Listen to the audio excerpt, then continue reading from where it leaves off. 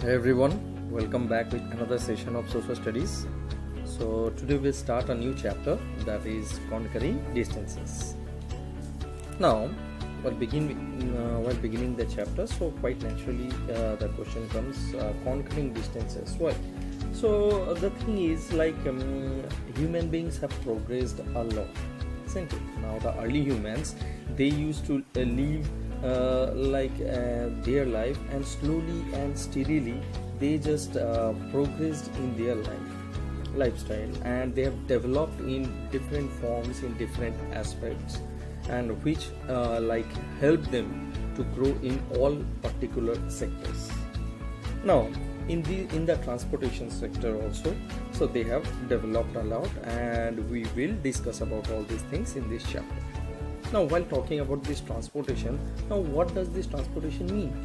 Now the movement of people and goods from one location to another is called transportation. Fine. Now when we talk about this transportation, now early humans, they used to travel on foot. We all know this, isn't it? So gradually they invented wheel. Now the invention of wheel was the greatest achievement of the early humans. Now it changed their lives drastically. Alright, so and drastically along with that, these early humans, they used to use the wheel to move heavy objects, alright, and also as a means of transport and for pottery. Okay, so these are the different usage. In the first stage, how wheel helped them a lot. Now as we talk about the first important invention in the form of wheel, the second most important invention was the steam engine. Alright, now the steam engine was invented by a British scientist named James Watt. You can see the picture here, James Watt. Now in the beginning, the steam engine was first used in the textile industry in England. Textile industry means different types of clothes and raw materials, for carrying raw materials from one place to another. Alright, now later on it was used in railways. Now, however, today these steam engines are replaced by engines that use diesel and electricity. Okay, now mineral oil in the form of diesel and petrol is used to run different kinds of vehicles. Fine. Now human beings, man constructed roads and they laid railways to run the vehicles, isn't it? So a vast network of roads and railways revolutionized the transport system all over the world. Now the development of airplanes and ships also added to the movement of goods and people. Alright, so the transport system can be divided into three categories. Alright, now the categories are, suppose air transport, land transport and water transport. Okay, now this land transport are further divided into two parts, that is, one is the roadways, another is the railways. Alright, so today we will first start discussing about the roadways. Now the first roads were made of mud and stones. Alright, so they were called kacha roads. Fine. Now they were narrow and they were rough too. Now animal driven cars moved on them, but later these cars gave way to mechanized vehicles which required better and wider roads. Alright, and that time these unmetalled or kacha roads were replaced by the pakka roads, alright, or the metal roads. Now these metal roads, these slowly and steadily improved the movement of goods and people. Alright, now along with all this, today many types of roads exist in this world. So the roads that connect state capitals or major cities, okay, are known as national highways, or you can call them as freeways or expressways. Fine. Now these roads are broad and are divided into two parts. Now each part is further divided into many lanes. So as you have heard the terms like 4-lane highway, 6-lane highways, 8-lane highways. So these are all the highways, and these are like made into these are divided into each part, and each part are further divided into many lanes. All right. Now, who takes care of all these national highways and development of these highways? The national highways are maintained by the central government of each country. Okay, and in India it is maintained by the central government headed by our Narendra Modi ji. All right.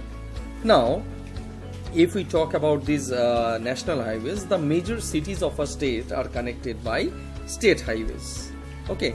Now, these state highways, they are looked after by the state government. Fine. Now, sometimes what happens, two neighboring countries are connected to one another by roads. As we have the neighboring countries Nepal, Bhutan, Bangladesh, Pakistan, Myanmar, China. So we all are connected via roadways also. So these roads are known as international highways. Alright, now if we see, for example, the Grand Trunk Road or the GT Road connects Kolkata in India with Peshawar in Pakistan. Along with that, Hindustan-Tibet Road, we have, it connects India with China. Alright, so these city roads also have these flyovers. Okay, the city roads also have these flyovers on them. Now, when we talk about this development of roadways in each and every areas, now the thing is, like the development of the roadways have also led to many problems. If we see that, now air and noise pollution have increased tremendously. Along with that, road accidents also occur frequently. So our government is implying strict rules for safe driving and reduction of pollution. So even they have given a nice caption, you can say safety caption, isn't it? Safe drive, save life. So these are the safety captions that is provided everywhere. Alright, it is given by the state government. Alright, now all these things, these are the different informations about the roadways. So next, move on to the railways. Now, the most popular means of public transport in India is the railways. We all know this. Now, railways help in large scale movement of goods and passengers. Now, when we travel by bus or car, the limitations of carrying goods and passengers get lessened. So when we travel via railways, that is trains, so the limitations increases. Alright, so who introduced the railways in India? The British introduced the railways in India. So they were the one who introduced the first railway in India. Now the first train ran between Bombay, which we call it as Mumbai right now, and Thane in 1853. So in 1853, the first train ran between Bombay to Thane. Alright. Now this network of Indian railways is the largest in Asia and the second largest in the whole world. And first we know it as our United States. Okay. So the Shatabdi Express, as the Indian railway system is the second largest in the world, we have, for example, like the Shatabdi Express and the Rajdhani trains. These are the super fast trains, and which have a speed over 100 km per hour. All right. And if we talk about the luxury trains, so right now India also has luxury trains like the Palace on Wheels and the Deccan Queen. Alright, so these are the different luxury train, and now recently new one came up, that is the Maharaja Express. Alright, that one. So the railway network in India has improved a lot in few areas, but also in few areas they are lagging behind. So the government is trying very hard to improve those areas. Alright, now if we talk about the other continents, such as the railway network in Europe and North America is well developed. Now Japan, France and Germany, they have trains that run at a speed of more than 400 km per hour. Now TGV or Train à Grande Vitesse of France is the fastest train. Alright, along with that we have the bullet train of Japan and the maglev in China. these are also the superfast trains. Okay, now the railways that connect the cities on the Atlantic coast with the cities on the Pacific coast are called transcontinental railways.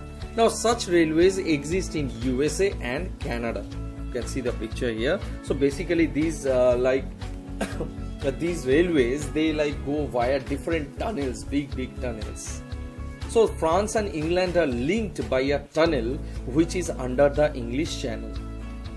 Alright, now the Trans-Siberian Railway line in Russia, you can see the picture down here.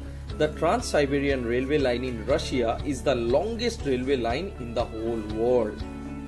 Alright, now along with all these, a railway that connects various places in a city is called a metro. See here. So London, New York, Tokyo, Moscow, all these countries, they have metro railways. And in India, if we talk about Kolkata, Delhi, Hyderabad, they have metro railway systems. Alright, so that's all we have in this session. I hope you liked it. So until the next time, bye bye.